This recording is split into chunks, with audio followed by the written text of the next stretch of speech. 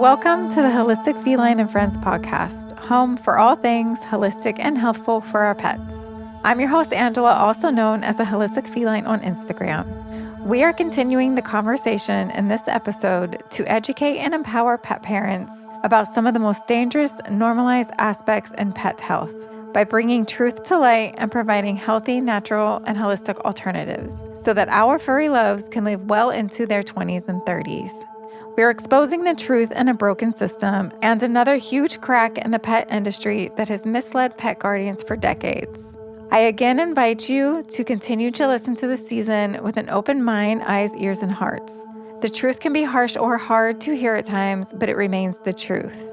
In this 3-part episode series with certified veterinary homeopath and integrative veterinarian Dr. TODD COONEY, we talk everything there is to know about vaccines, the good, the bad, and the ugly.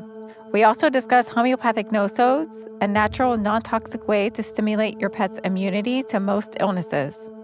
Our intent with these episodes is to educate and empower you to move forward with safe immunization and safe, responsible vaccination, being your pet's best and loudest advocate.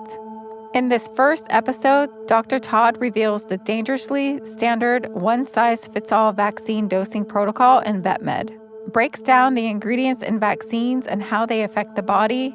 We talk core vaccines, heartworm injectables, rabies vaccines, and provide a thorough list of the unique vaccine reactions associated with the rabies vaccine. We discuss re-vaccination, over-vaccination, and boosters, revealing the truth behind those vaccine reminder memos we all receive. Dr. Todd also covers how long vaccines actually last in the body. We disclose the antibody blood test every pet parent should know about and obtain before ever receiving another re-vax or booster. Your questions and curiosities are answered within these 3 episodes. Part 2 with Dr. Todd is a big one. All pet parents, please tune in so you may go into your vet office empowered and educated, being your pet's best advocate. Dr. Todd shares the signs and symptoms of vaccinosis, vaccine injury, and adverse reactions to vaccines. This can literally save your pet's life. He also shares how to naturally reverse or support vaccine reaction or injury to help get your pet on the path to recovery, and lays out the responsible, safe way to obtain vaccines if you so choose to do so. In part 2, we also formally introduce the concept of homeopathic nosodes, and Dr. Todd shares a mini list of illnesses in which nosodes provide immunity and support. That's not all. In part 3, we dedicate an entire episode to homeopathic nosodes, a non-toxic, effective, natural way to stimulate immunity in your pet against illness without side effects. A deep dive into what they are and how they work to provide prevention, immunity, and healing against some of the most prevalent and rare diseases plaguing our pets. We even discuss the controversy some outlets are saying around homeopathic nosodes, and he shares clinical success stories using homeopathic nosodes versus vaccines. Be sure to check out part 3 as well. It can change you and your pet's health. Until then, let's begin with part 1, where we deep dive into vaccines, sharing tidbits of information you never knew. Here is Dr. TODD COONEY. Hello and welcome, Dr. Todd. Thank you so much for joining us. I am absolutely thrilled to have you here to talk about vaccines and homeopathic nosodes. Thanks. I'm thrilled to be here with you. There's a lot of misleading and inaccurate information out here about vaccines, so I'm excited to get into it to educate and empower pet parents around the world. But first, let's begin with a little self-introduction. Can you please introduce yourself, who you are, and what you do? Yeah, sure can. My name is TODD COONEY, and I am a veterinarian, and right now I'm practicing in the little town of Kokomo, Indiana. And Indiana is where I was born and raised, and I've lived other places since then, but I mostly have lived here. I got my DVM degree from Purdue in 1986, so this spring I'm celebrating my 40th year since vet school graduation. Congratulations. And it doesn't seem possible that it's been 40 years, but I did switch over to homeopathy. I started studying homeopathy in 2008, so it's coming up on 20 years almost of doing homeopathy after 20 years of doing conventional practice. So it's been an interesting journey for me. going from conventional to holistic, mostly homeopathy. Yeah, and many people want to know how I got there, what made me switch. So I could just say it was a gradual process, but what the real catalyst was personal health problems of my own that couldn't be solved by conventional medicine, and eventually were solved by holistic medicine. Acupuncture and homeopathy put me back on the right path when the conventional doctors had no hope and just kept giving me doom and gloom prognosis, and you're just going to be like this forever, you're never going to get better. And I just couldn't accept that. So I didn't accept that. Went out, found some alternative ways to deal with it, and here I am now. I couldn't even pronounce homeopathy. Now I'm a homeopath. And it happened gradually, but it was a godsend for me. I mean, it literally saved my life. It really did. I was at the point where I couldn't even work. I had neurologic issues, seizures. I couldn't practice. Oh, wow. I couldn't drive. I couldn't really function very well as a person, So it really affected things on a deeper level. And so everything got better. Everything eventually got back to what I call normal now, which is working and happy and doing homeopathy and spreading the word about homeopathy. Wow. Yeah. And homeopathy helped you rid from seizures? Yeah. I think homeopathy really was responsible for helping my body heal, helping me to get back to being seizure-free, being off of seizure medications. And since then, it's helped me with other chronic health issues too that I've had, off and on my whole life. As most chronic health issues are, they tend to stick around and be stubborn. Mine have improved. I'm not a perfect specimen, but I still have some struggles with certain things, but they are getting less and less over time. And then as I get older, new things pop up, new issues. I think it does for all of us. But I find that homeopathy is a great way to deal with just about anything that comes along. And even if I have to have conventional medicine intervention once in a while, the homeopathy is still there to help me get rebalanced and help me to get through whatever I need to get through. So when I first heard about homeopathy, I literally thought that it was magic. Yeah. I felt like it was like magic and miracles happening. And I'm like, why doesn't everybody know about this? Yeah. Well, kind of like Reiki, because we're dealing with life energy. We're dealing with the vital force. Homeopaths call it the vital force. And my mom's a Reiki master, so I understand Reiki. Oh, cool. And I don't know if I do any Reiki. I understand it, and I try to apply the principles. I'm not sure if I'm doing it correctly, but well, everyone has access to it. It's the universal life energy. Yeah, and that's what she tells me. And she tells me, you're already doing it. She says, you're already doing it. Yeah, okay, well, so. Yeah. The only difference between you and her, I guess, would be since she's had the attunements to be a Reiki master. And so the hertz that are vibrating from her hands and her body when she's in the Reiki session is a lot higher than the hertz that would be coming out of yours, but it's still a healing vibration. Yeah, exactly. So. Yeah. And she's wonderful. She's still alive. She's about to turn 86 this spring, and she lives about an hour away. So she sends Reiki healing a lot to anyone who needs it. She sends it. Oh, I love it. Across the distance. And so she's a blessing to our family and to me, of course. Yeah. Aww. And yeah. Well, I will insert my little story here, how I have come to know you. Okay. So a long, long time ago, you were speaking about vaccines and homeopathic nosodes at an online holistic pet health summit that I had attended. Oh. And my jaw dropped. Head completely exploded when I heard the facts behind the wall. As it should, right? When we deliver this type of information. But my head completely exploded when I heard the facts behind the curtains in the vet med industry.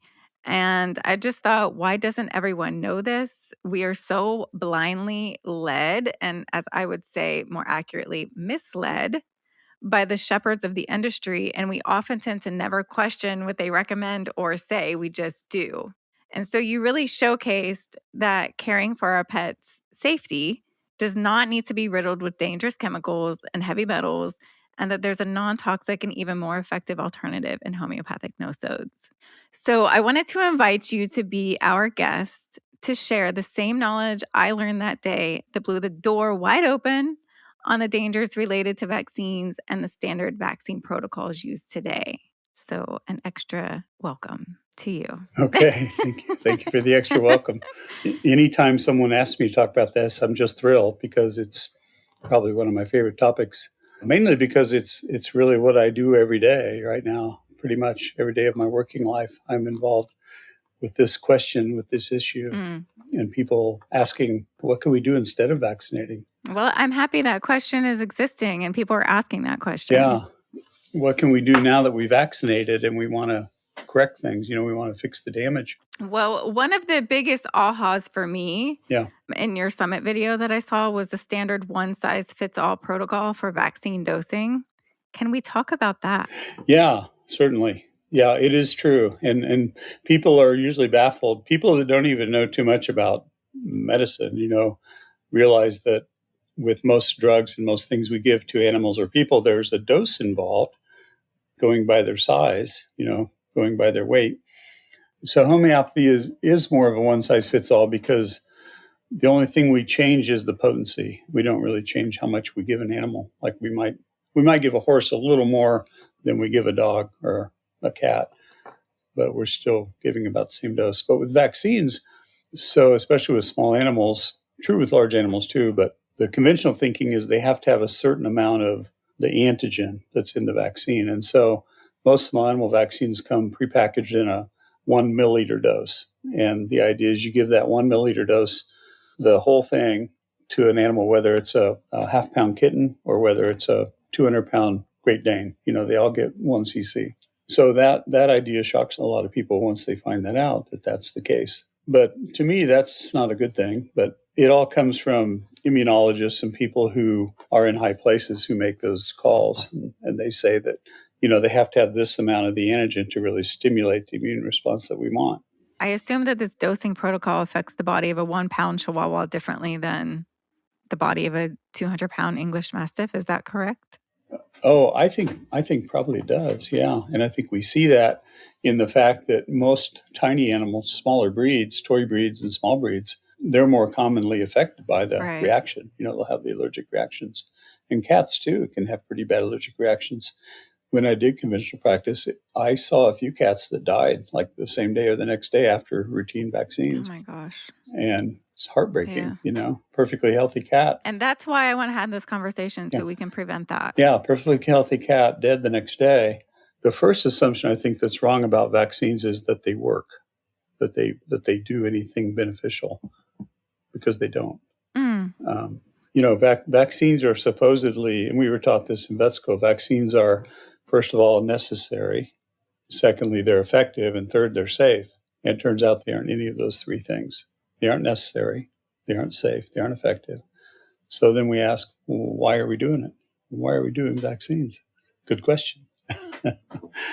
There's a doctor named Dr. Sharon Tenpenny, and she's a human physician, but she does a lot of talks about vaccines and how they're neither safe, necessary, or effective. I think that's who I stole those 3 words from. But well, that leads me perfectly into this next question. I would like to really break down the ingredients in vaccines. I think many people don't really know what goes into the formulation and how these ingredients can really affect and cause harm to the body and the immune system. Yeah. I'm hoping that once they do know, it will raise some eyebrows and elicit some self-reflecting questions that maybe this isn't the best for them. And maybe there is a better non-toxic, effective way to ensuring your pet has antibodies toward whichever pathogen you're wanting to protect them from. So my question to you is, what are the ingredients in vaccines and why are the vaccines not safe, not effective, and not necessary? Well, the ingredients really depends on the vaccine, and drug companies aren't stupid. There's very smart people working in drug companies, big pharma. I mean, we're talking PhD level scientists that are constantly working and trying to develop and improve products, vaccines included. And vaccines are a big product now because drug companies are, as time goes on, they tend to run out of drugs they can make. They're constantly coming up with new drugs, but sure are. But it's pretty much remakes of older drugs or variations on previous drugs. So the vaccine market is really where the future is now, that they're focusing a lot on vaccines. So it depends on the vaccine itself, but most vaccines have at least some sort of core antigen, a virus or bacteria, usually that it's made up of. And that virus or bacteria often has been disabled in some way. It's been treated to try to render it harmless. And those are usually called killed vaccines, like the rabies vaccine is a killed vaccine. There's no live virus in it. There's killed virus, but there's other things because they found that when they just inject killed virus or killed bacteria into an animal or a person, it doesn't provoke much of a response. So it didn't give them the response they wanted. So they would add things to it called adjuvants, and adjuvants are things that increase the response. And unfortunately, it's usually things like one of the most common is aluminum. They use aluminum or some combination of aluminum as an adjuvant. That's really common. And mercury, right? And then they use mercury a lot. Mercury is used as a preservative a lot of times, not so much an adjuvant. Formaldehyde is commonly used as an adjuvant and preservative. Yikes. Those are the main ones I can think of, but there's other kinds of things too that are kind of nasty that go into vaccines, certain vaccines. And a lot of this came to light with COVID because a lot of the ingredients of COVID vaccine were highly scrutinized and put out there. A lot of animal vaccines are grown on tissue culture too. So they'll grow them on kidney cells or bovine embryo cells or some sort of animal fetal cell. And they do that because they can't just grow a virus in the lab just on nothing. So they have to have something living that they can cultivate this virus. And so they use tissue cultures a lot of times from live cells.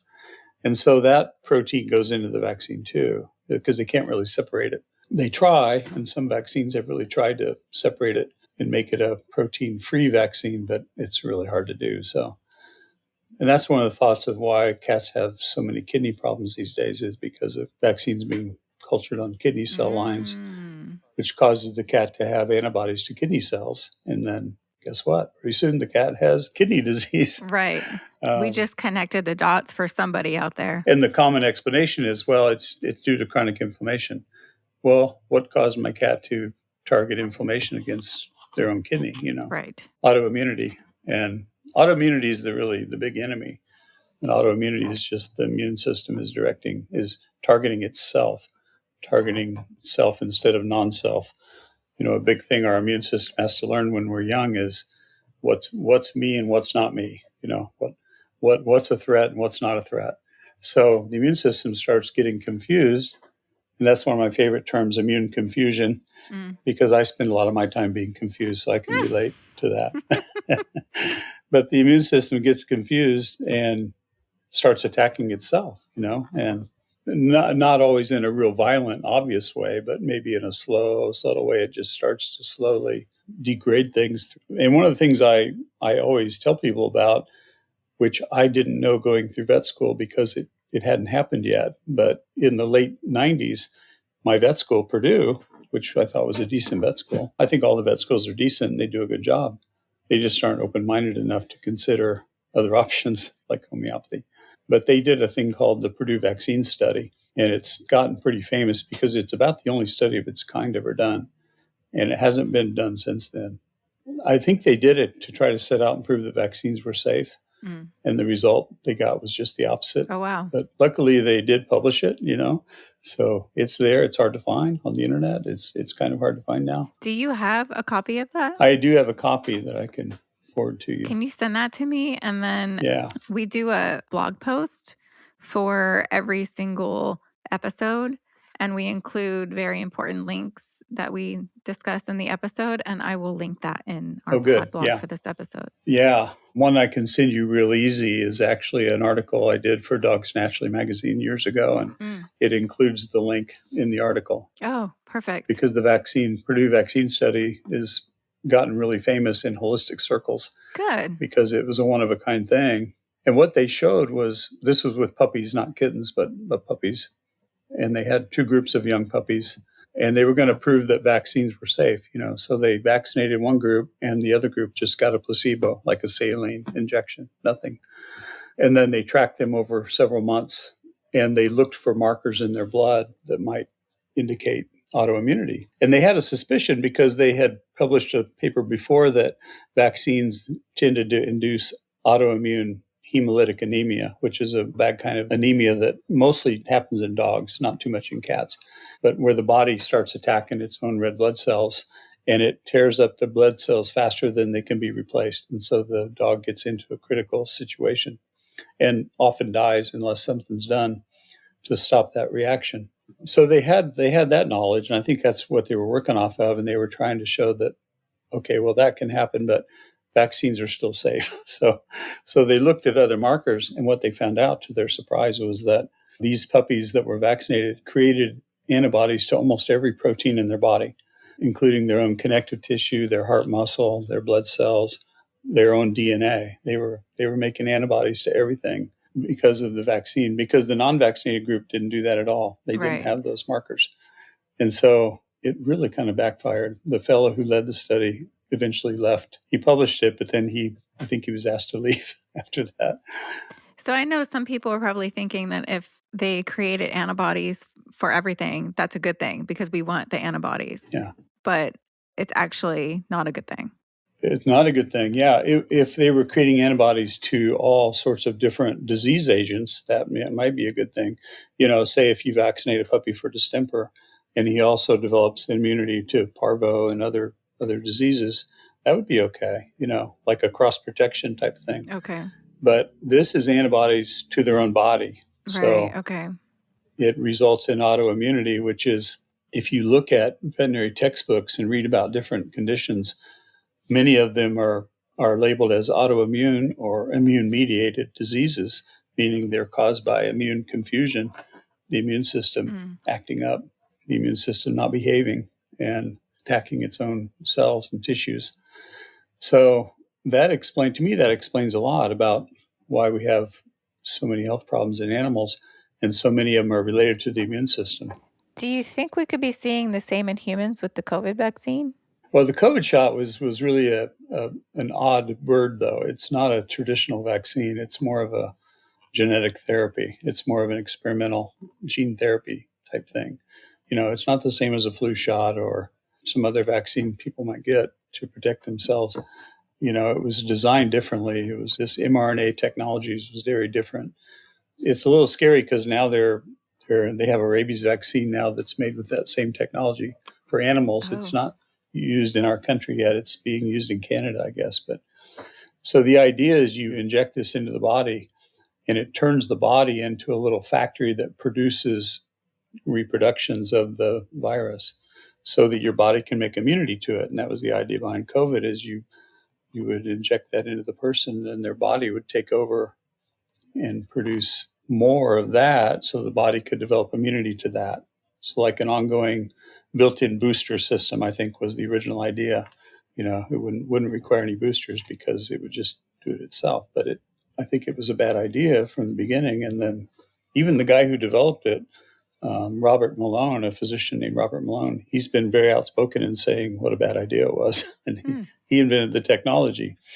So he's pretty easy to find online. He's pretty outspoken, but he's on a lot of councils and committees with CDC and places like that now. He's still pretty active in that arena. Well, I will say the heavy metals that are included and all the other toxins that you mentioned, over-vaccinating, which we're going to talk about a little later, can cause toxic levels of heavy metals, including mercury and all the other things that we mentioned, which comes on its own slew of health issues and symptoms. So yeah, exactly. We will touch on that a little bit later when we get to revaccinating. Sure. So actually, the next question is about revaccinating.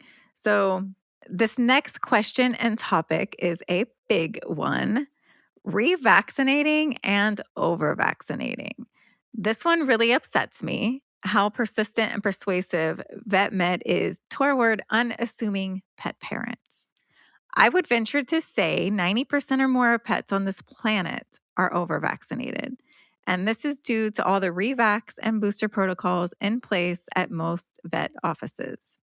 We've all received those little yearly reminders in your inbox, mailbox, and voicemail stating that your pet is quote unquote due for their yearly or tri-yearly vaccination or booster. And I'm just going to say right here, right now, no, they are not. They are not quote unquote due. And more than likely, they are still immune and producing antibodies from the previous vaccination. And we will get more into how to test for antibodies and confirm if your pet is immune a bit later in the episode. But for now, it's important to know Just because your vet is saying it's time for more vaccinations, or you're receiving those little reminders in your mailboxes everywhere all the time, you do not have to get your pets re-vaccinated or boosted just because your vet or vet tech says so. 99% of the time, they are still producing antibodies. Or they live a lifestyle that technically reflect no need for it. So let's talk about this very dangerous, almost negligent, I call it, behavior occurring in vet med. Why is this happening and what is your take on it? Yeah, my take is I definitely agree that it's happening. And the reminder card you mentioned, I used to be guilty of sending those out every year. And most vets did. The interesting thing I learned about that, of course, I started practicing in the late 80s, 1986. I got out of school, started practicing. And so, you go work in a practice, you kind of do whatever they're doing. And Right. they kind of did what the people before them did. And it's like tradition getting passed along. Yeah. So annual reminders were just a given. We didn't think much about it. I found out later, I didn't find this out till I studied homeopathy, that the idea of annual reminders started in the 50s at a marketing seminar. It had nothing to do with the science of the vaccines. They were Can trying we to figure repeat out that again? They were trying to figure out how. Yeah, so the idea of annual reminders didn't start from science; it started from marketing seminar. Yes. Trying to find a way to get people to come into the clinic every year, because they wouldn't come in if you just said they needed an exam. Right. So tie it to vaccine reminders. Oh, yeah, we're going to come in and get those shots. And now in my practice life, because I still practice in a general practice most days, and even with consulting, talking to people about homeopathy and their animals, one of the things that always makes me cringe is someone proudly saying, well, his shots are up to date. And we're sitting here looking at an animal that's dying of some chronic disease. And I go, well, it's not good he's up to date on his shots. This is probably what caused all this, or is a contributor anyway. Right. And the thing is that most of the veterinary community, I can say, is probably not aware of this issue as much as you are, or, as much as I am. No, I'm serious. And I know that is a fact because I work in a town where there are at least 5 other clinics besides mine, and several of them still send out yearly shot reminders. And it was published in a veterinary textbook in the 90s that animals don't need yearly boosters. This was published by Ron Schultz, who's an immunologist at University of Wisconsin for a long time, and he did a lot of the vaccine work that gave us our idea of long-lasting immunity. The one most recently he was well known for was the Rabies Challenge Fund, and that was done with dogs, but it applies to other species too, I think. He was trying to prove that rabies vaccine lasts for most of the life of the animal, so they wouldn't need constant boosters. And, it did shade from 1 year to 3 year. We have a 3-year rabies vaccine now, which people think is somehow stronger than a 1-year vaccine, but it's really probably the same vaccine. It just got approved for 3 years instead of 1 year. Right. They did a longer study on it so they could get 3-year approval, but labeling. But he proved that it lasts at least 9 years and probably beyond, but he retired at the 9-year mark, so he didn't get to go much farther in the study, unfortunately. The dirty little secret also that I've learned about immunity and vaccines or lack of vaccines is working with natural breeders who are breeders who don't vaccinate at all. Yes. And many of them haven't vaccinated for like 40 or 50 years. They've been breeding that long and not vaccinated for all that time. These are people that tend to be under the radar because they have to be. They can't publicize that they're selling animals and they're not vaccinating. So they're a little tricky to locate, but they're out there, and they have the healthiest animals you can imagine, because they've bred out of them all the vaccinosis, which is a word we're going to talk about probably soon. We are. They've gotten rid of the vaccinosis, but what they found when they started into it is it took 5 or 6 generations to get rid of all the vaccinosis. It was very stubborn. Wow. Even if they started with 2 really healthy animals and they started breeding them, it took a while before they didn't see any more signs of the vaccine damage. But they did get to the point eventually where they didn't see it anymore.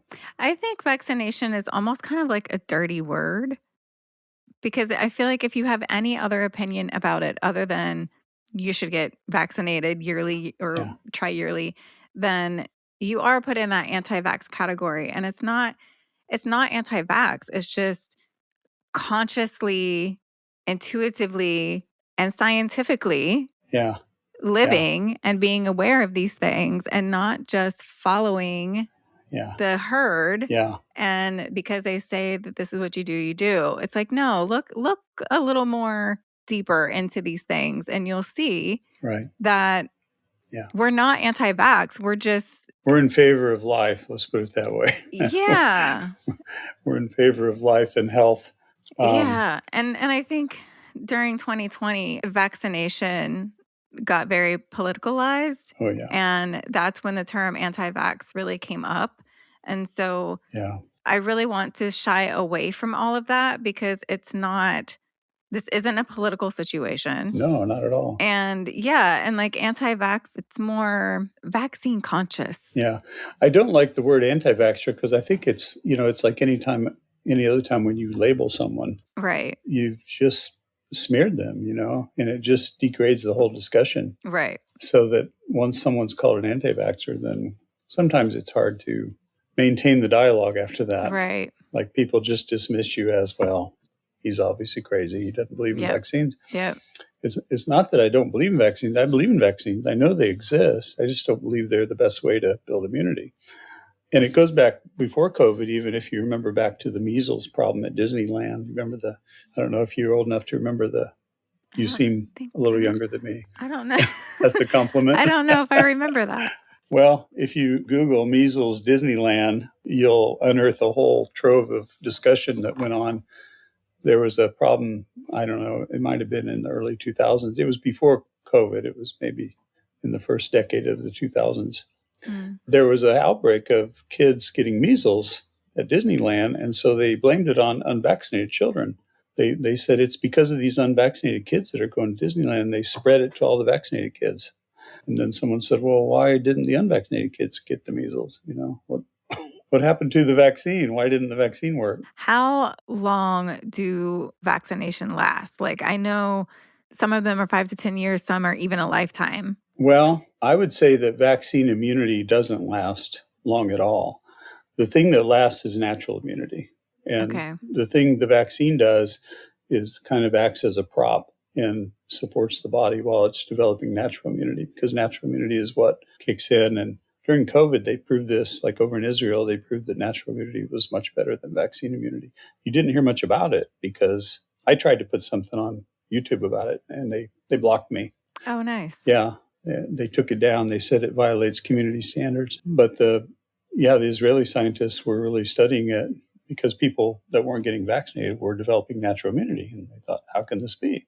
Is there some way to get immunity besides vaccines? Yes, there is. It's called your immune system.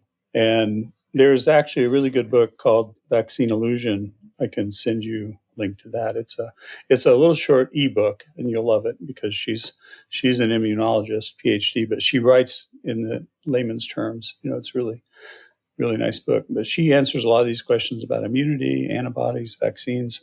So it turns out that vaccination actually blocks natural immunity. So if you get vaccinated, you'll have some artificial immunity, but it's short term. And that's why they promote boosters, because the short-term immunity they know will only last for a while, and then you get a booster to build it up again.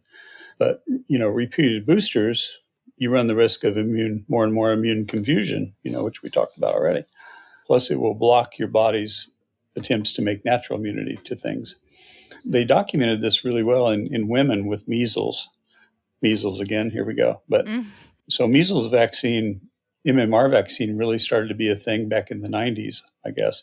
I wasn't paying much attention because I was too busy vaccinating animals, being a veterinarian. But so MMR, the measles, mumps, rubella vaccine, was really starting to be pushed for women. And so they were having kids then. And when they gave birth to the kids, the women didn't have very good natural immunity themselves. So they didn't pass on good immunity to the kids. And then the kids would get vaccinated and not develop very good immunity because the vaccine was blocking it. So then eventually we end up with these measles outbreaks. And they think it's the reason it was a lot in vaccinated kids is because they weren't forming their own good natural immunity, like the unvaccinated kids were doing, who probably came from unvaccinated mothers. So it's kind of a snowball effect. It just kind of grew and grew.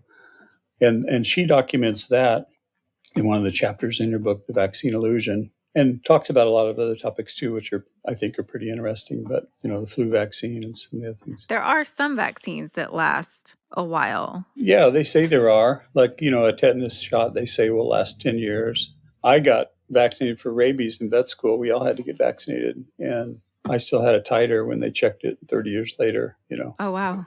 because they just wanted to see if I had a titer because I got bit or something, and still had a titer. So, I don't go get a rabies booster every 3 years like dogs and cats are supposedly required to do. So I want to talk a little bit about the profit over pet in vet med when it comes to vaccinations, which is a part of those little reminders that we receive. Yeah. So I know vaccinations are such a large part of the income streams going into vet clinics.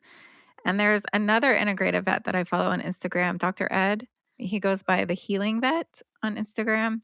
Mm-hmm. And he shared that he lost 25% of his income when he stopped revaccinating pets every year in his first home visit practice. Mm-hmm. So can we just talk about why that is another reason why we're receiving these little reminders? Yeah. Yeah, that probably is a big reason. And it's becoming a big issue for the veterinary world because, the big governing body of veterinarians in the U.S. is called the AVMA, the American Veterinary Medical Association. It's like the AMA, but you stick a V in there for veterinary. And so they have officially come out and recognized vaccine hesitancy as a real serious concern. And there have been a lot of talks about it at conferences. There have been articles in the journal about it. For several years now, probably at least 10 years, there have been articles about vaccine hesitancy. Going back even before COVID, it's gotten worse since COVID because more and more people are skeptical of vaccinating, I think, because of COVID and the whole experience. But vaccine hesitancy, so it's a real thing. And I personally think it's a good thing that it's gotten to the point that it's getting their attention, that, hey, people don't want to vaccinate, But instead of saying, I wonder why people don't want to vaccinate, these are really smart people. Why don't they want to vaccinate? They're saying, these people are really dumb. We need to tell them why they need to vaccinate. Right. That's how they're reacting to it. So the response is doubling down with, hardline approach, like you can't come to our clinic and get your dog's nails trimmed unless you get vaccinated. You can't have your 15-year-old dog's teeth cleaned who has bad kidneys. You can't get her teeth cleaned unless you get vaccinated. So they're kind of holding people hostage and using vaccines as the key to get back into the clinic to get services. And I think that's pretty awful. Right. Because one thing that every vaccine package says on the insert is only vaccinate healthy animals. Right. I got in trouble a few years ago because I wrote a letter to the editor of the AVMA journal. And I said, why are we vaccinating sick animals? Why is everybody vaccinating sick animals? The label says only vaccinate healthy animals. And the editor wrote me back before he published it. He said, I don't see why this is a problem. Wow. I said, there's the problem right there. That's a big part of the problem. Yeah, he really did. And then he wanted to change my letter. He wanted to change the wording of my letter. I said, no, either publish it like it is or don't publish it at all. And so he published it finally. But it's a valid question. And, it happens all the time. And I hear about it happening all the time with people all over the world, really, not just in the U.S., but in other countries, it's the same problem. Yeah. And I was just going to say that over-vaccination is happening all the time. And it contributes. All the time. Yes. And it contributes to, like what you were saying, chronic diseases, autoimmune, allergies, IBD, anxiety, and is also likely to shorten your pet's life. Yeah. So it's important to know that over-vaccination can also cause all of those issues or health issues. But they will staunchly deny that, though. Right. They will deny it to your face. Right. They will. And they will deny it in writing and in articles. And they'll say there's no connection. There's no proven connection when there's lots of connections. Right. It's kind of like, I don't know, back in the 50s or so, they said smoking doesn't cause lung cancer. Yeah. The government said that. And then later on, they said vaccines don't cause autism. And they stood by that stubbornly until finally they've had to say recently, well, we guess it does. I guess we knew that. And we just didn't want to say anything. That's a big thing. Yeah. It's a huge thing. And we have all this evidence now about vaccines and autoimmunity and chronic disease. Yet we're saying, there's no connection. Right. No, there's nothing to see here. Just come and get your pet vaccinated. What's the big deal? Right. And I think the big driver in that is profit. Profit is definitely part of it. It is. And then when I stopped vaccinating in my practice back about 2009, 2010 or so, we anticipated a big drop in revenue. And it did drop a little, but it really didn't drop too much, because what we found is we started attracting a new group of clients. Mm. We were having people come in that had been shying away from vet clinics because they didn't want to vaccinate. Right. And so now we were seeing people coming in for just routine things like dentistry and wellness checks and things like that, and other services, because we didn't require vaccines to come in and do that. So it really balanced out. Well, the more vaccines given, the greater chance of harm. Yeah, exactly. Yeah. Yeah, one can be too many. I mean, if you're that one unlucky animal or person who has a bad response, then, it doesn't take repetition to cause harm. So let's talk about and set the record straight on core vaccines, which is the C3 for dogs and the F3 for cats, which I will break down exactly what they are in just a moment. But it is known in our holistic vet med world that they give a long-lasting immunity, at least 5 to 7 years, but often longer. And as you mentioned earlier, Dr. Ronald Schultz did some comprehensive research on it, and I'm sure many others have by now. No, not really. Well, that's a shame. Unfortunately. Yeah, right. It is. Yeah.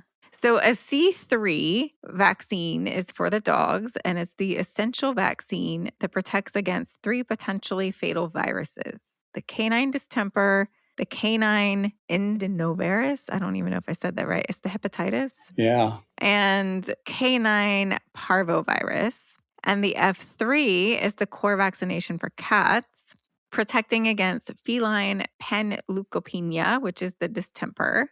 I won't say this right, but it's the herpes virus, the rhinotracheitis. Yeah, rhinotracheitis, you got it. Okay.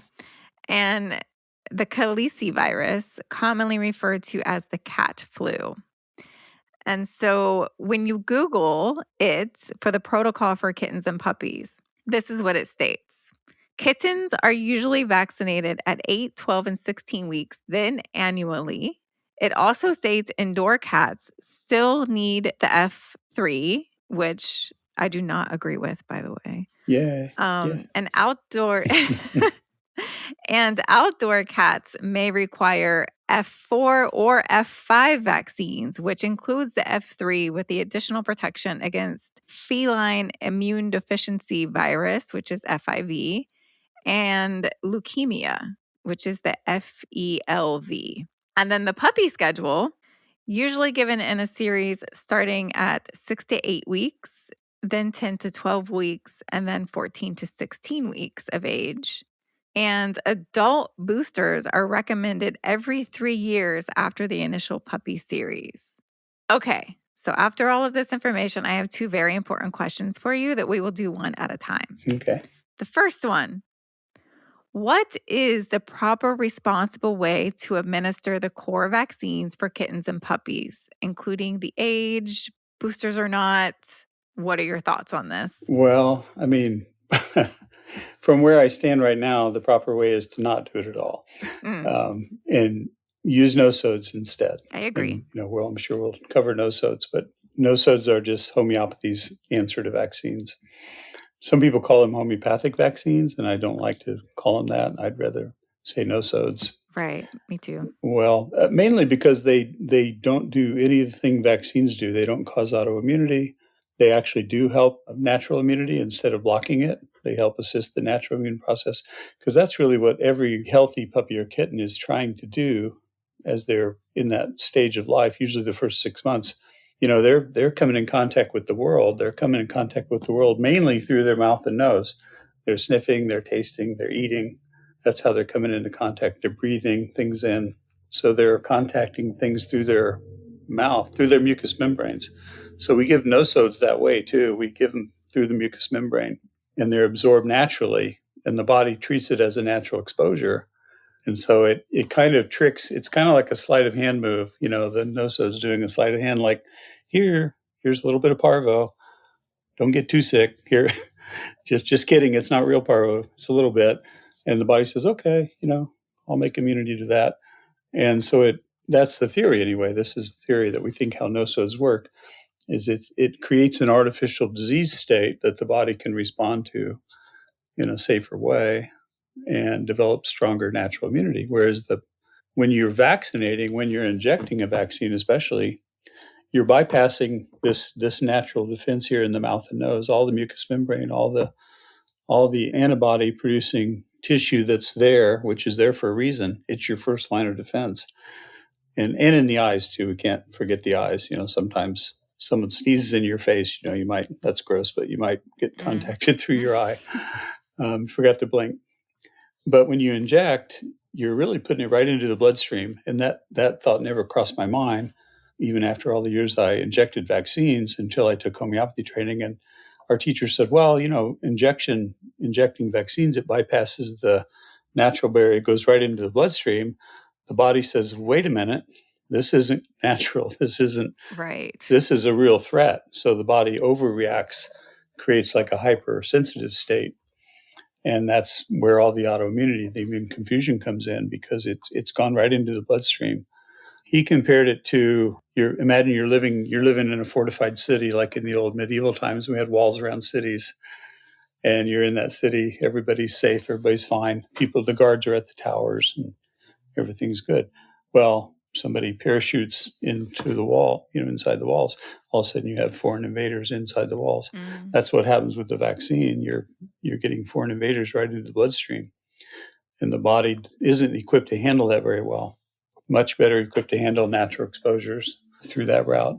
That's something that I never thought about, because I'm a huge advocate for caring for our pets how we would in the wild. Yeah. So how they feed and their enrichment. And I never thought that the natural way that we would contract like a virus or a cold or whatever is through those mucous membranes, not through intravenous anything. Right. So that would make sense that nosodes work more naturally and better and more effective because they're going through the natural membrane and not through your veins. Exactly. Yeah. I just connected the dots. I just had a moment right there. That's a good moment. Yeah. That was eye-opening for me. That was a game changer for me when I realized that. Yeah. And I didn't really come to full awareness to the vaccine problem until the third session of my homeopathy course. Our homeopathy course was divided into 5 sessions. Each one was 4 days in person with our teacher, Richard Pitcairn. And the first 2 sessions kind of hinted at it a little bit, but the third session was nothing but vaccinosis. And that's when we really got into it. And he really unloaded on us and blew all of our heads open, most of our heads, mine included, and just told us all these things that he'd known for 40 years and had been sharing with his students. But, I had no clue. I hadn't read anything along those lines. And yeah, he blew your mind like you blew my mind when I first came across it. Well, I'm happy to pass it on. And I've been blowing other people's minds ever since. A lot of people that I talk to already know about it. Some don't. Some know a little bit about it, know some degree of it. And I know I don't know everything there is to know, but I know more than I did. Yeah. I mean, we're always learning. So I think no matter the position anyone's in, it's always a learning process. So for those who do want to get the core vaccines, what is the responsible way for them to do it? Or the weeks that I laid out, is that correct? Or well, no. Actually one that some holistic vets even still promote now is doing, Dr. Ron Schultz came up with some suggested protocols where you wait until they are at least 4 months old, then you do 1 dose, and then you check their immunity. Like a month later, you check their titer. And if they have a titer, they're good for life. If they don't have a titer, you give another booster. I don't recommend that because I think nosodes do a better job. And also another thing to keep in mind, and we haven't talked about titers too much, but titers aren't a good reflection of immunity, believe it or not. They really aren't. You can have a low titer and have great immunity. You can have a high titer and have poor immunity and still get sick. So titers don't really equate to immunity. And this was something our teacher, Dr. Pitcairn, had to kind of beat into our heads because we were trained on the idea that titers were reliable and titers were a good indicator of immunity. And he comes along with his PhD in immunology and says, no, they're not. No, they're not. Sorry to burst your bubble, but they're just not. It's one thing that the author of The Vaccine Illusion that I told you about, that little book, she goes into that too, about titers. So yeah, my next big question to that one was, is it necessary to obtain boosters and revaccination for core vaccines throughout the pet's lifetime, especially if they're indoors? I'd say no to both, really. Okay. The fewer the vaccines, the better. Most animals, believe it or not, and Ron Schultz proved this in one of his studies that he didn't really make a big deal about, but unvaccinated versus vaccinated dogs and their immunity that he could measure, titers. And he found that most dogs in the groups he studied were immune to almost everything by the time they were a year old, even if they weren't vaccinated. So like they were immune to the same things across the board. They were in the same situation of exposure. Like these dogs were kind of raised in the same kennel and exposed to the same things, and they just checked their immunity over time. One group was vaccinated, one wasn't. By the time they were a year old, they were all pretty much immune to everything. And I think that's true. And a lot of natural breeders have backed that up by checking titers. Here we go with titers again, but it's the only thing we have really that's even a poor measure of immunity. Otherwise, you're just guessing. Well, I was going to say, let's introduce a word that some may not be aware of, which is the titer test. And we've mentioned it a couple times now. Yeah. And this is for animals and humans, by the way. Yes. It's a simple blood test that measures the concentration of specific antibodies to determine immunity against diseases. It confirms if past vaccines or infections provide protection, helps avoid unnecessary boosters to determine if your pet still has antibodies. Yeah. And so if you choose to still go the vaccination route, please, before you revaccinate or obtain boosters, please obtain a titer test first. And so will you dive deeper and give us all the info we need to know about titer tests? Yeah, titer tests do measure antibodies, like you said. So the immune system, it's in two sections. You could think of it as being divided into what's called humoral antibodies, humoral immunity, which is antibodies, and then there's cell-mediated immunity, which is other white cells that deal with infections. And the antibodies serve as like a memory cell, so they remember things. So I had measles and mumps when I was little, so I have antibodies to measles and mumps floating in my circulation.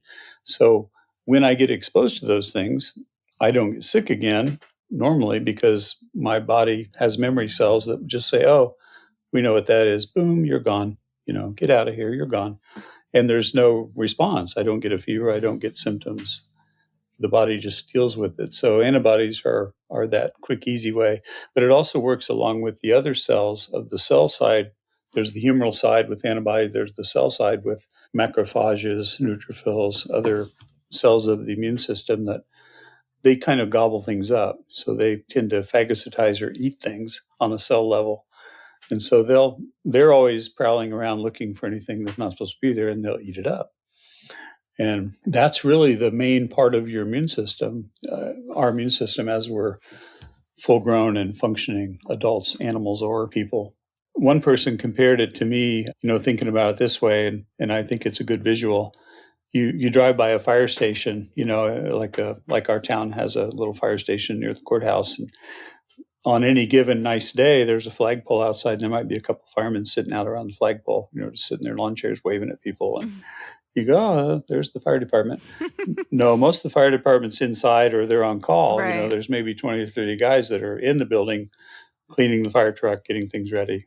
So that's your immune system. The antibodies are the guys sitting around the flagpole. The rest of the immune system is inside, ready to go into action if needed. So measuring the firemen around the flagpole isn't all that helpful because some days there might not be anybody sitting around the flagpole. That would be a low titer, Right. I've got a low titer. Oh no. So any titer, and a lot of people feel like any titer at all, if the titer is measurable, then it's a titer. It's like an all or nothing thing. And that's because the titer doesn't really relate to good immunity. And that's a hard one to swallow for people that are used to the conventional view of things. Mm-hmm. And vets are more and more going toward titers now because of vaccine hesitancy, right. People not wanting to vaccinate. So a lot of it is I think they're trying to do good medicine. I mean, I really think they're had their hearts in the right place most of the time, but they're also trying to replace lost income, lost vaccine income. Let's do titers instead. Titers are more expensive than vaccines. So a lot of people will say, well, let's just do a booster instead of doing a vaccine because I don't want to pay the extra money for the titer. And, the vet assures them that the vaccine's safe, so you might as well just do the vaccine. Right. Yeah. So can all diseases or illnesses that we vaccinate for be tested by a titer test? Most of them can. It's hard to do. There aren't really titer tests. There are titer tests for the core things that you mentioned, like distemper, parvo, hepatitis, adenovirus, which is hepatitis, and then the feline ones as well.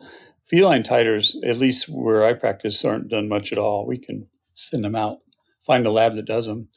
Rabies titers are usually only done at one place in the country at Kansas State Vet School. They have a lab that does rabies titers.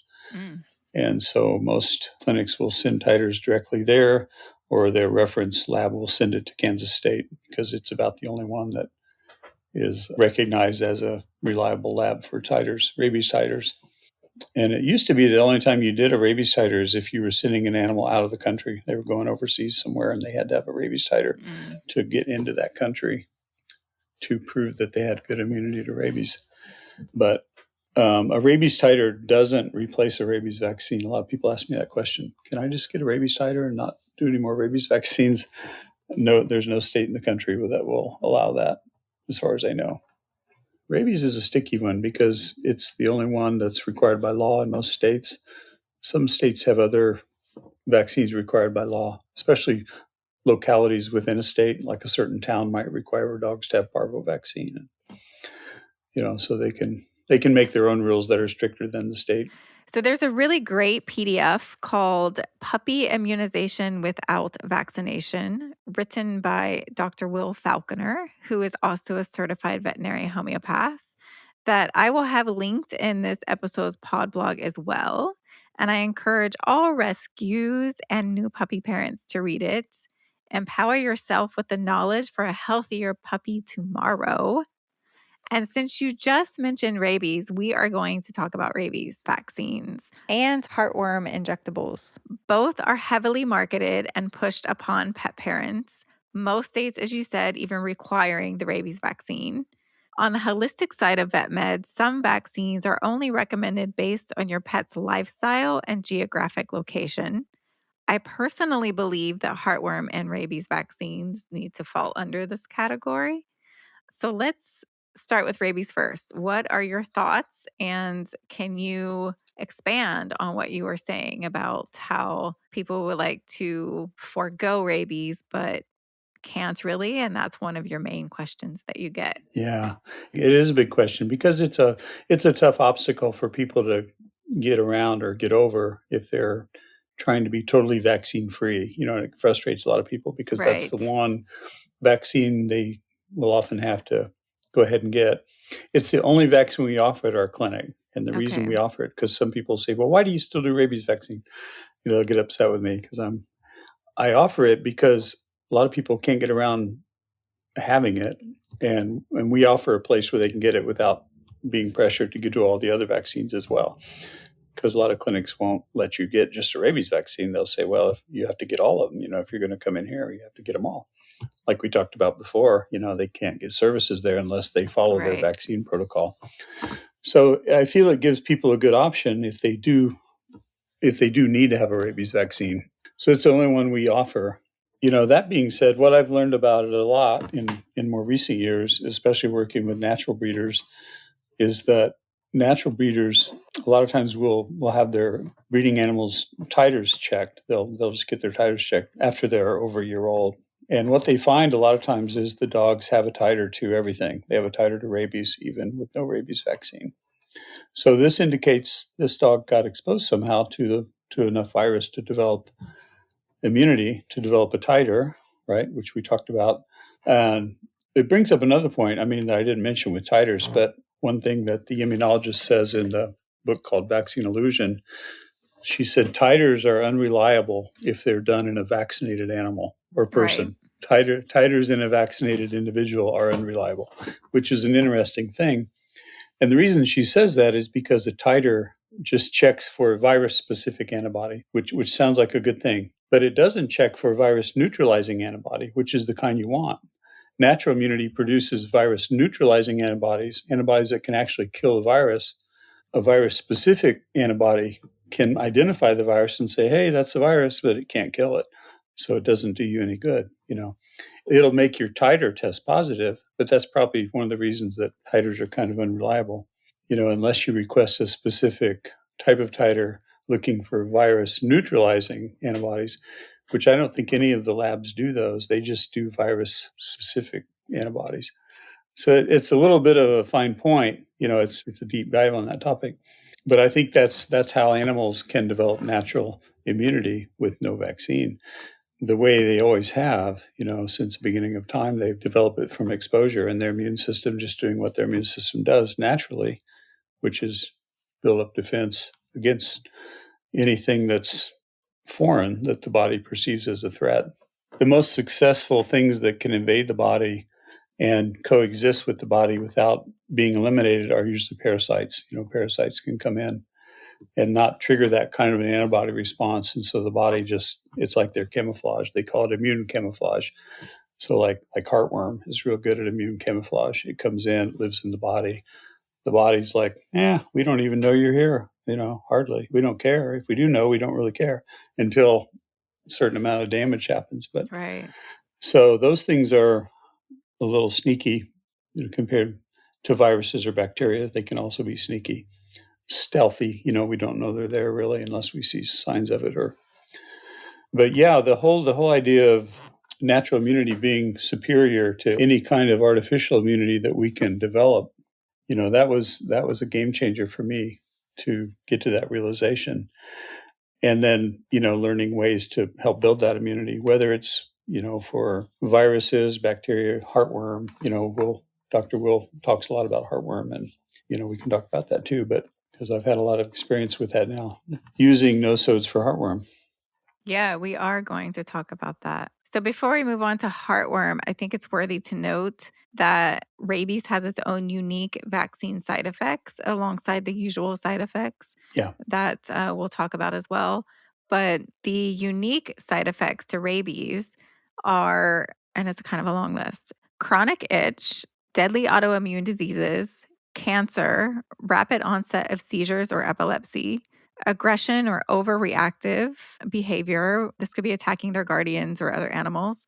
Paralysis, often larynx first, which presents in a change in the voice, low cough, difficulty swallowing. And then in the rear legs, which presents in dragging their rear feet.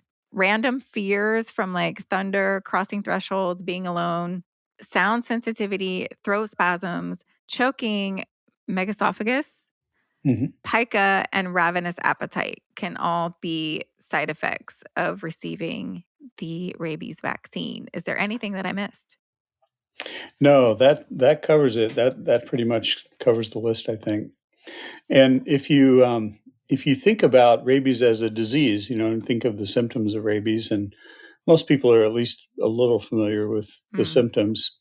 The old movie, Old Yeller, most people have seen that, or they've seen Cujo, or right. I know that one. Yeah. Yeah, Cujo had rabies, but rabies, the damage caused by rabies vaccine is very similar to rabies. It's just a watered down version. Right. It's like a weakened version of the disease that shows up in various ways. And dogs might only have one or two of those symptoms. They might have not all of them, but right. Most dogs will have a few, and they might have one that's most prominent, like seizures or aggression. I've known dogs that were just totally obsessed with reflections or, water or bright lights or something. And that's kind of a rabies related symptom. But rabies affects the brain. So it makes sense that neurologic type things would show up because of this. But distemper affects the brain too. So distemper vaccine damage can look a lot like rabies sometimes with seizures and things like that. Yeah. In our training, Dr. Pitcairn referred to the vaccine damage from rabies as chronic rabies. He said it produces kind of a chronic form of rabies, which is stubborn and it's there. Natural rabies dogs don't survive that. If they develop rabies, if they aren't put down first, they die from it. It progresses really quick and they're dead within several days. Wow. Or a week at the most. I don't think I knew that. It's really fast, yeah. And then people that develop rabies too, it's a horrible disease, which is why we have a vaccine and why every state requires it, because it's such an awful disease. And I think we have as humanity, we have a corporate memory of rabies from the past. And, right. And just even watching old movies, like one of my favorite old movies is To Kill a Mockingbird. And during that movie, if you haven't seen it, I would recommend watching it. Gregory Peck plays an attorney in a small town in the South. But one of the parts of the movie, a mad dog is in town loose. A mad dog is a dog with rabies.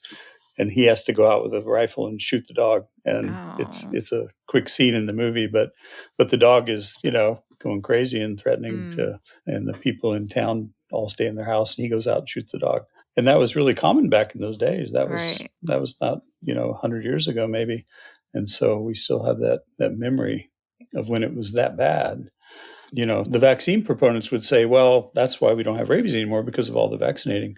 And that may be partially true, but it could be that that dogs have gotten more immune over time too. I don't know which is true, but.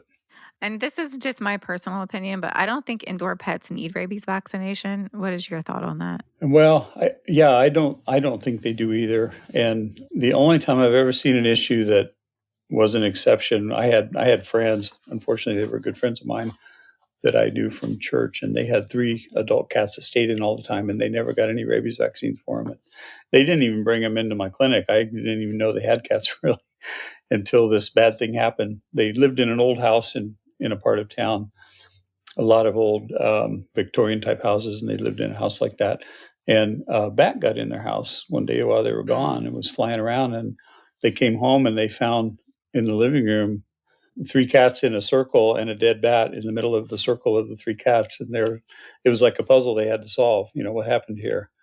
Did the bat die? Did the cats kill the bat? We don't know. We don't know. The cats seemed fine. They didn't have any wounds on their face or any no obvious wounds.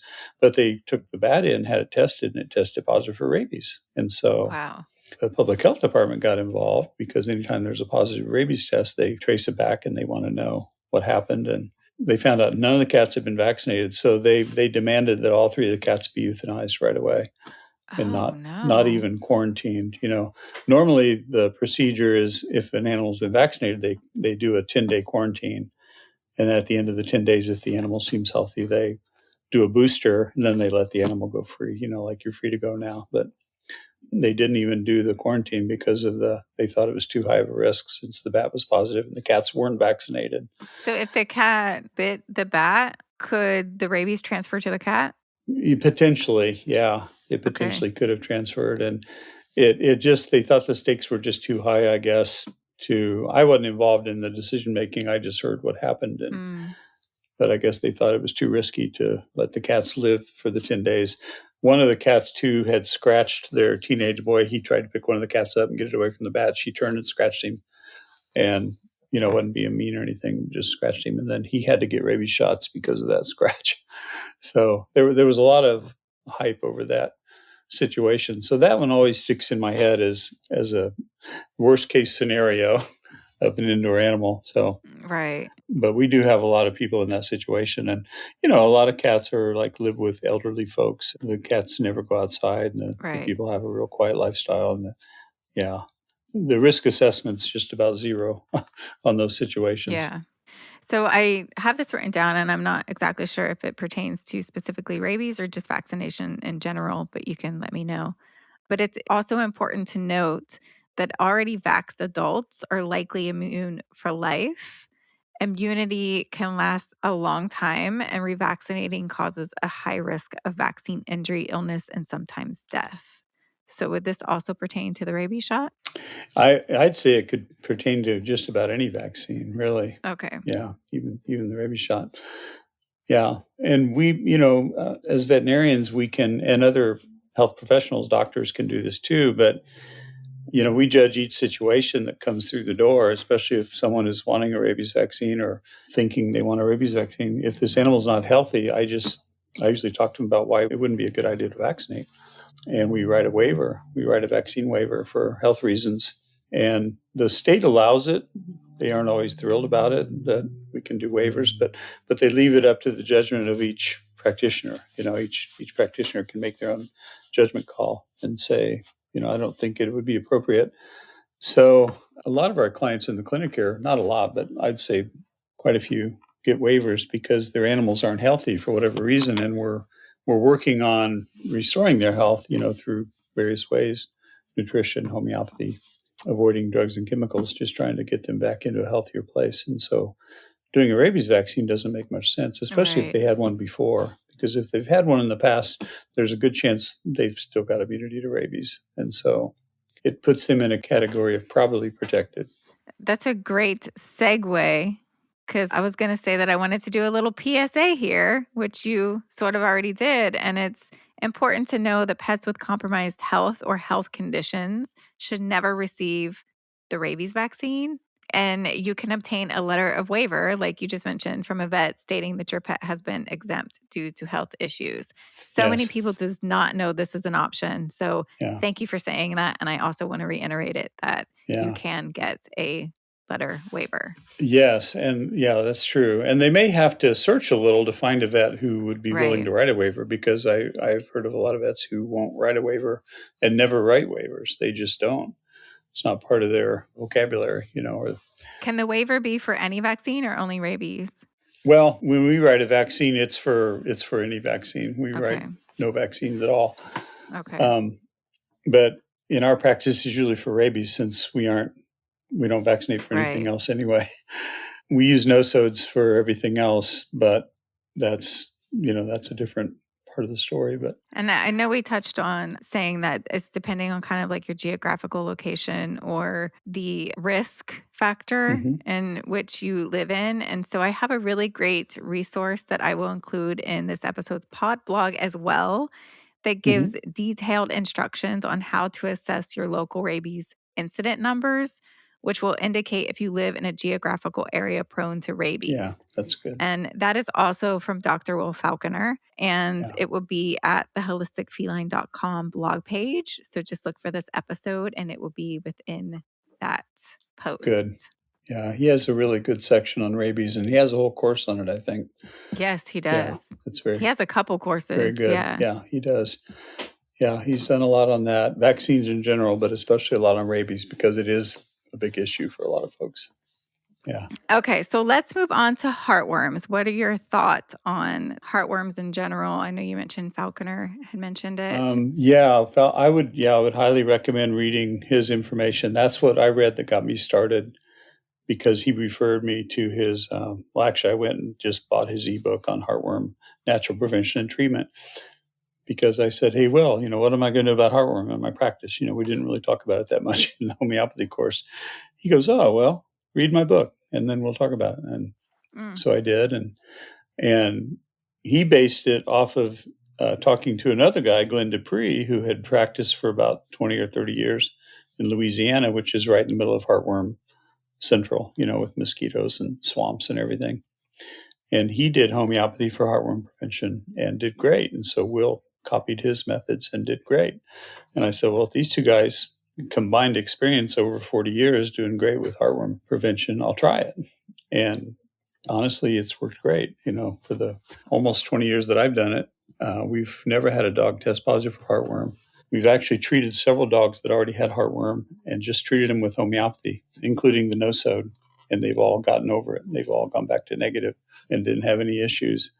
So that was a real eye-opener for me and really changed the way I viewed heartworm, because I had a real conventional understanding and fear of it. Most vets have a kind of a inborn fear of heartworm, that it's a big, ugly thing that we need to kill. We need to stomp it out. We need to hit it hard with, either strong preventatives or strong treatments.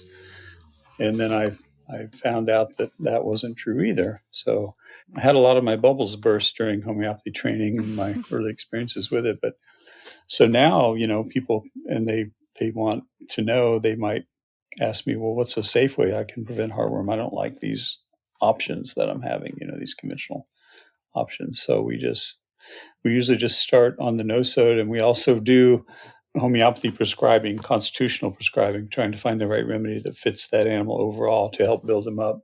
And that's a big part of it. And toward the end of Will's heartworm treatise that he wrote about it, he said that in the end, he thinks maybe nosodes aren't even that important. It's maybe just using homeopathy to strengthen the animal. And that's the way a lot of classical homeopaths view things anyway, is that's the best defense you can have against most things, is just having a good constitutional prescription that fits your body overall, helps to make you the strongest version of yourself, or your animal the strongest version of their self. Right.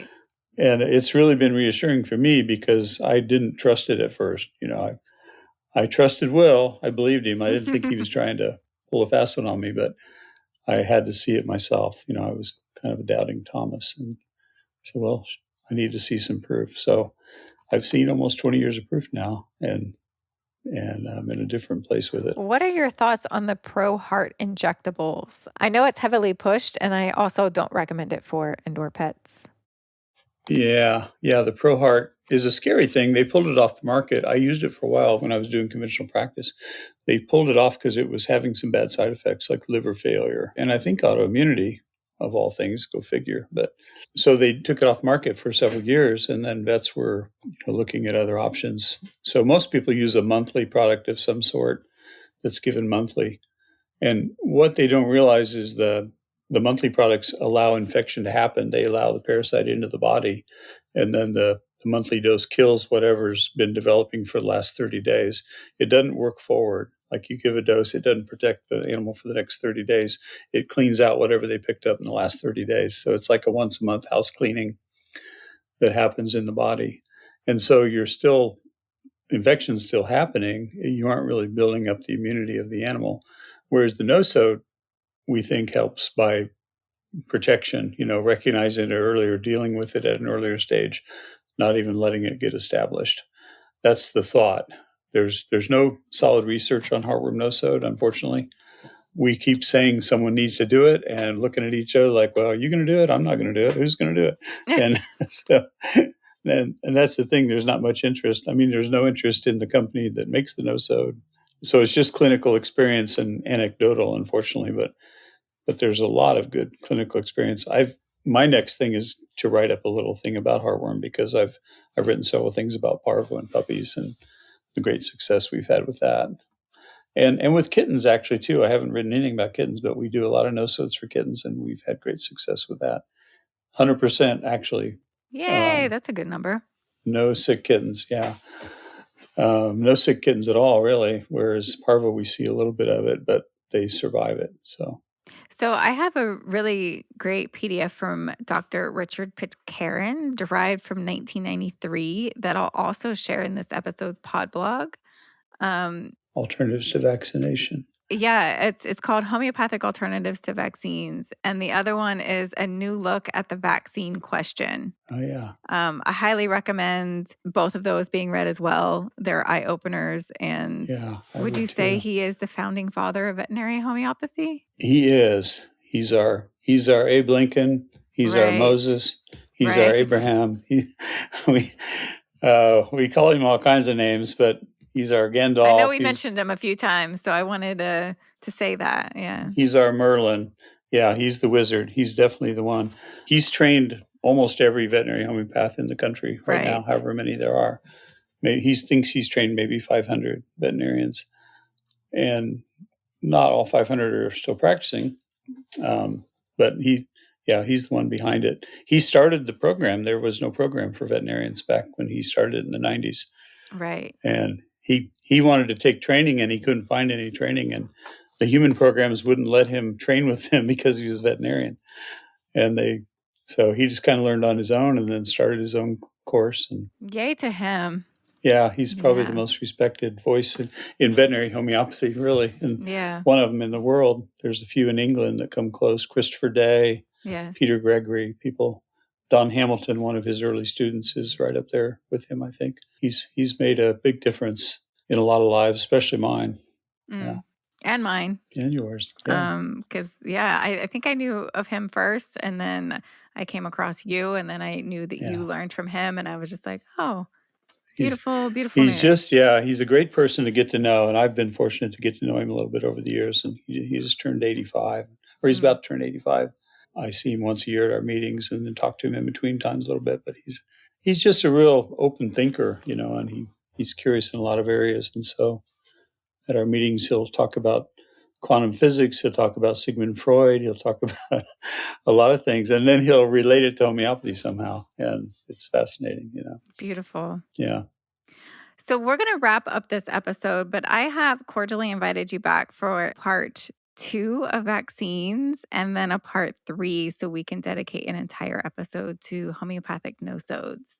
There's just so much to talk about. So in closing out this episode, where can everyone find you, your practice, which we were also going to talk about in this episode, but we did not get a chance. So we will talk more about that in the second episode. But where can everyone find you in your practice, social handles, website, all the lovely outlets? Yeah, they can find me.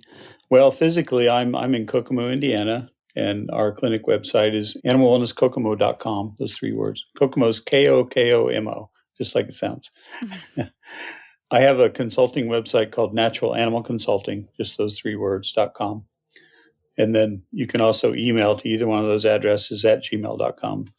Same prefix at gmail.com. And those are both great ways to get a hold of me. If they want to learn more about the clinic, they can go to Animal Wellness Kokomo. If they want to know more about consulting, like they don't live close to Kokomo and don't have any desire to come to Kokomo, go to the consulting website. But we do have people that make a trek once in a while. We just had a couple last week that drove from Tennessee to get their dogs neutered here. And, they pop up once in a while on the schedule from out of state. And it's always fun to welcome those people. Usually it's someone I've already talked to on a consult call, but telemedicine.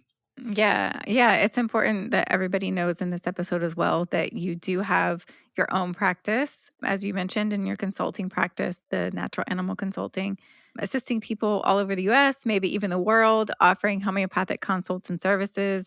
And so we will get more into that in episode 2, but I do want everybody to know that exists, that you can help, and check out those websites if you need assistance. Yeah. For this one, do you have any final thoughts or knowledge you'd like to share before we say our thank yous and see you in part 2? No, just to really be open, folks to really be open about this question of vaccinating, because it's a big one, and it can make a real difference for your animal and for you. So just be open to it and sit with it and, make sure you have all the information. Yeah, I like that. And then people just have to do whatever they're comfortable with. I don't pressure anybody to do one thing or the other. I just tell them how I feel and let them decide. So lovely. I love that. Dr. Todd, thank you so much for being here and really shining a light onto the reality of vaccinating our pets, the good, the bad, and the ugly. I really hope we open some eyes, ears, and hearts with this episode and the next 2 episodes and change some minds along the way. But even if we didn't change minds, hopefully we empowered them to move forward with safe and responsible vaccination, and only when truly needed, being their pet's best and loudest advocate. So thank you to you. Thank you so much. Thank you. I appreciate the chance to talk with you. Thanks. Thank you for listening to the Holistic Feline and Friends podcast. It is created, hosted, produced, and released with love. And my hope is you learn something along the way. When we know better, we do better. Please share your knowledge and our podcast with others. For more educational content, follow us on your favorite podcast platform, as well as Instagram at The Holistic Feline and online at theholisticfeline.com, where you will also find our blog that includes corresponding posts for each podcast episode with links to all the good stuff. Thank you again. We'll see you in the next episode. The Holistic Feline and Friends podcast, website, blog, and socials are for informational and educational purposes only. All information, suggestions, recommendations, or comments, whether by written, verbal, audio, or otherwise, either direct, indirect, or association, is not a substitute for professional veterinary care. Please provide your pets with a minimum annual professional veterinary visit, and more often when health concerns arise. The Holistic Feline, Angela Warwick, and all guests and associates are speaking from experience and education. Please continue your research and form your own opinion. This is in no way a means to diagnose.